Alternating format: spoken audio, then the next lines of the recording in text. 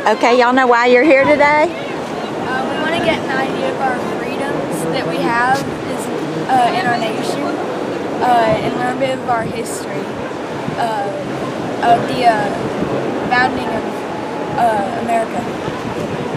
What about you? Kind of shy? What about you? What independence is all about. Good. Your mom and dad did good to bring y'all.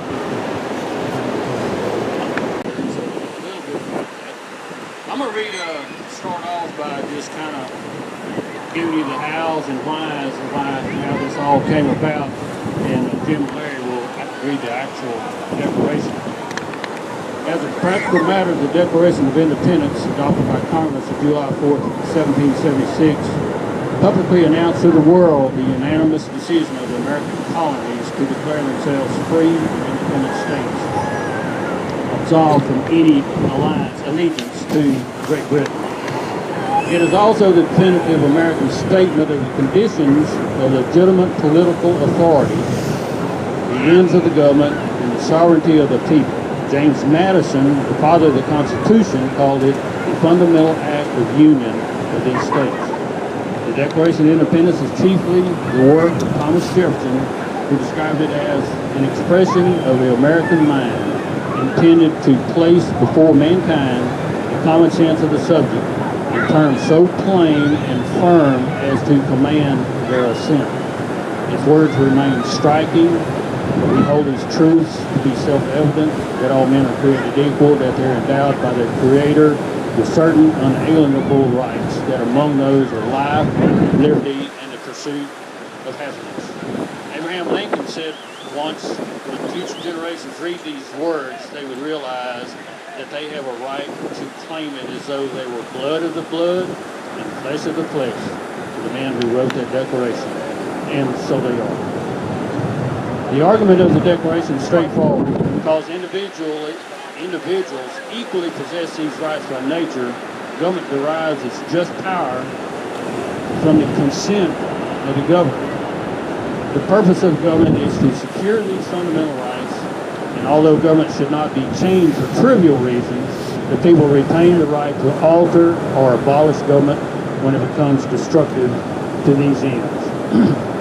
It's in light of this statement of principle, and after an extensive list of particular abuses suffered by the American colonies at the hands of the British King, that these representatives of the Continental Congress, with a firm reliance on the protection of divine providence, declared themselves to be free and independent. 11 years later, a small group of delegates convened in Philadelphia to create a new constitution for a new nation. Leaders in the fight for independence like Roger Sherman, John Dickinson, leading thinkers like James Madison, Alexander Hamilton, the Governor of Mars, and legendary figures like Benjamin Franklin and George Washington. John Adams declared the 3.5-month convention the greatest single effort of national deliberation. Since its ratification in 1789, the Constitution has secured our fundamental rights, provided for the unprecedented degree of human freedom, at the same time upholding the rule of law. The Constitution has been the framework of the building of a great, prosperous, and just nation unlike any other, a nation that those few delegates, as optimistic as they were, could only have imagined. Those two documents, the Declaration and the Constitution, serve not only as powerful beacons to all who strive for liberty and seek to vindicate the principles of self-government, but also as a warning to tyrants and despots everywhere. They are the highest achievements of our political tradition and still define us as a nation. Jim will start off with the actual declaration. Thank you, Mom. Thank all of you for coming. We appreciate you coming. So much to check out. All the red, white, and blue paraphernalia, we appreciate it. This is the actual Declaration of Independence, and it starts like this. When, in the course of human events, it becomes necessary for one people to dissolve the political bands which have connected them with another, and to assume among the powers of the earth a separate and equal station in which the laws of nature and nature's God entitled to, a decent respect to the opinions of mankind requires that they should declare the causes which then impel them to separate. We hold these truths to be self-evident, that all men are created equal, that they are endowed by their Creator with certain unalienable rights, that among these are life, liberty, and the pursuit of happiness, that to secure these rights, governments are instituted among men, deriving their just powers from the consent of the governed. That whenever any form of government becomes destructive of these ends, it is the right of the people to alter it or to abolish it, and to institute a new government, laying its foundation on such principles and organizing its powers in such form as to them shall seem most likely to affect their safety and happiness. Prudence, indeed, will dictate that governments long established should not be changed for light and transient causes. And accordingly, all experience hath shown that mankind are more disposed to suffer while evils are sufferable than to right themselves by abolishing the forms to which they are accustomed. But when a long train of abuses and usurpations, pursuing invariably the same object, evinces a design to reduce them under absolute despotism, it is their right, it is their duty to throw off such governments and to provide new guards for the future safety. Such has been the patient sufferance of these colonies, and such is now the necessity which constrains them to alter their former systems of government. The history of the present King of Great Britain is a history of repeated injuries and usurpations, all having in direct object the establishment of an absolute tyranny over these states. To prove this, let facts be submitted to a candid world.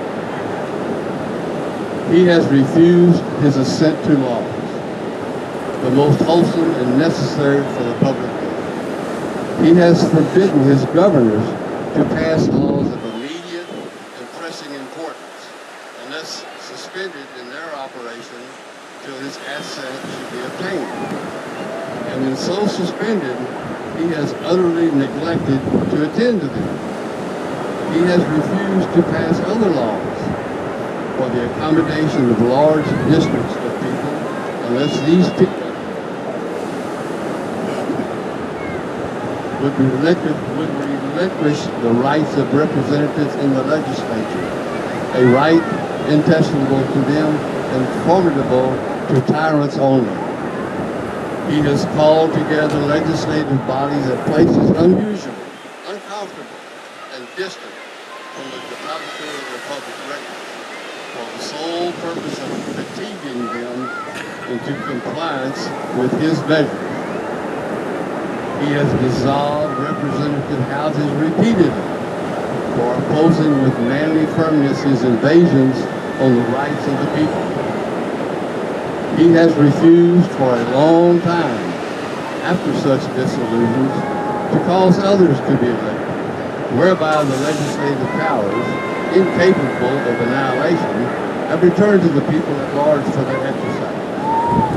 The state remaining, in the meantime, exposed to all the dangers of invasion from without and convulsions from within. He has endeavored to prevent the population of the state for the purpose of obstructing the laws of naturalization of foreigners, refusing to pass others to encourage their migrations hither, and raising the conditions of new appropriations of lands. He has obstructed the administration of justice by refusing his assent to laws for establishing judiciary power. He has made judges dependent on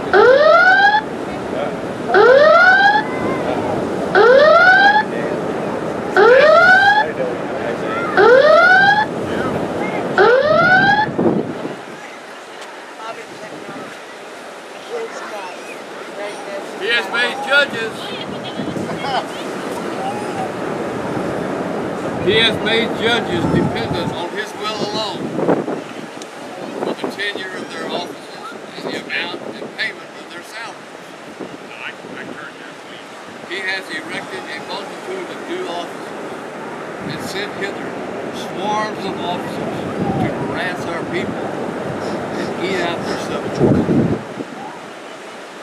He has kept among us in times of peace standing armies without the consent of our legislature. He has affected to render the military independent of and superior to the civil power. Larry will continue to finish the reading of the Constitution. We'll see if this continues to work. Continuing on with the declarations, he has combined with others to subject us to a jurisdiction foreign to our Constitution and unacknowledged by our laws given his assent to their acts of pretended legislation. For quartering large bodies of armed troops among us. For protecting them by a mock trial from punishment for any murders which they should commit on the inhabitants of these states. For cutting off our trade with all parts of the world. For imposing taxes on us without our consent. For depriving us in many cases of the benefits of trial by jury.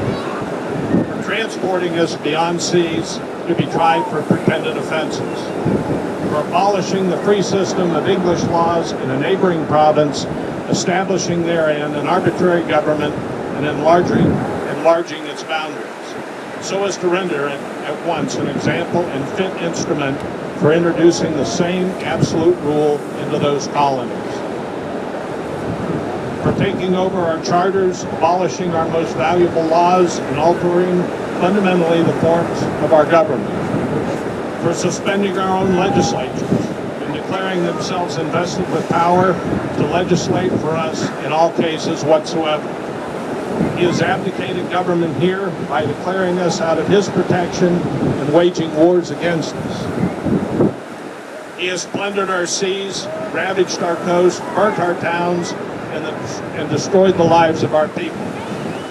He is at this time transporting large armies of foreign mercenaries to complete the works of death, desolation, and tyranny already begun with circumstances of cruelty and perfidy scarcely paralleled in the most barbarous ages and totally unworthy the head of the civilized nation.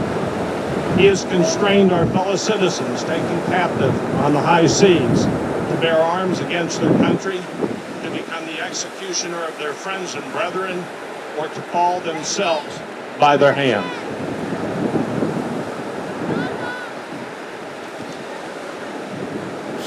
He has excited domestic insurrections amongst us and has endeavored to bring on the inhabitants of our frontiers the merciless Indian savages whose known rule of warfare is an undistinguished destruction of all ages, sexes, and conditions. At every stage of these oppressions, we have petitioned for redress in the most humble terms. Our repeated petitions have been answered only by repeated injury. A prince whose character is thus marked by every act which may define a tyrant is unfit to be the ruler of a free people. Nor have we been wanting in intentions to our British brethren. We have warned them from time to time of attempts of our legislature to extend an unwarrantable jurisdiction over us. We have reminded them of the circumstances of our emigration and settlement here. We have appealed to their native justice and magnanimity, and we have conjured them by the ties of our common kindred to disavow these usurpations which would inevitably interrupt our connections and correspondence. They too have been deaf to the voice of justice and of consanguinity. We must therefore acquiesce in the necessity which denounces our separation and hold them, as we hold the rest of mankind, enemies in war, in peace, friends. We therefore, the representatives of the United States of America and General Congress, assembled, appealing to the Supreme Judge of the world for the rectitude of our intentions, do, in the name of the authority of the good people of these colonies, solemnly publish and declare that these united colonies are and of right ought to be free and independent states, that they are absolved from all allegiance to the British Crown, and that all political connection between them and the state of Great Britain is and ought to be totally dissolved, and that as free and independent states they have full power to levy war, conclude peace, contract alliances, establish commerce, and to do all the other acts and things which independent states may of right do. And for the support of this declaration, with a firm reliance on the protection of divine providence, we mutually pledge to each other our lives, our fortune, and our sacred honor. That concludes the reading of the Declaration of Independence.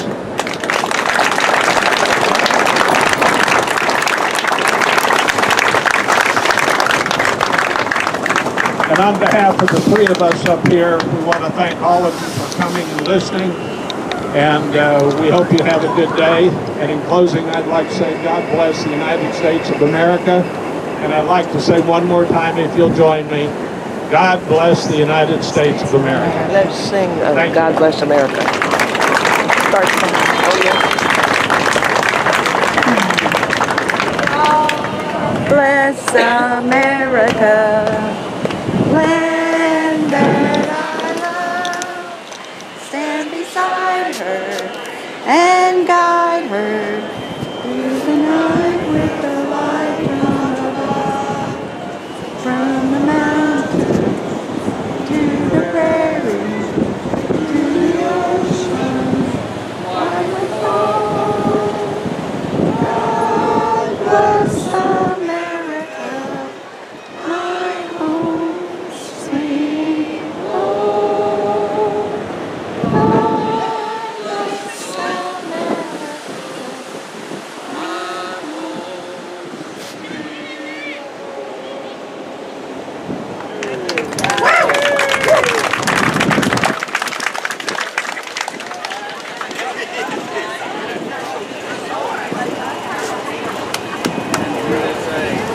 So what did you think of that? I thought it was wonderful. I wish we had thousands of people down here to hear this.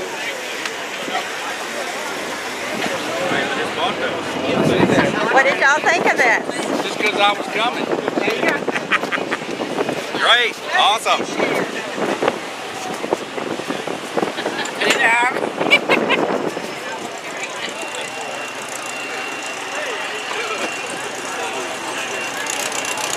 What did y'all think of this? Oh, it's wonderful. Very good. First time to have done it, but had heard about it for several years.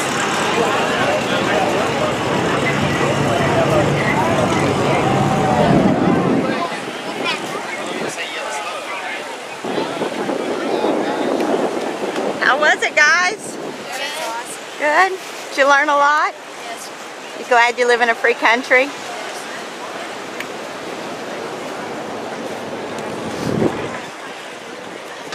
What did y'all think of this? Everybody quiet, you enjoy it? Fantastic. Well, better go see. What'd y'all think of it? Oh, handicap. It was awesome. Very good. Good. Lance said he thought about 90 people. I counted. 90? A lot. 90 out here? Yeah. Every year? We're going to grow. Can't stop. Crystal Beach, Texas. That's right.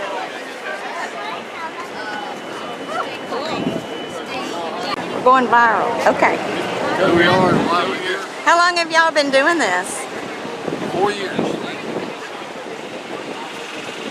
Could y'all tell us your name? Larry Wolf. You served in Vietnam, correct? I did.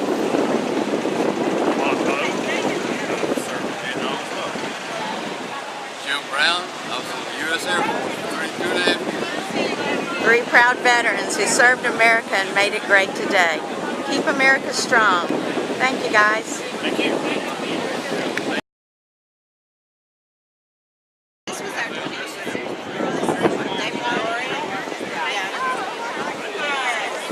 We had a great gathering down here at Crystal Beach.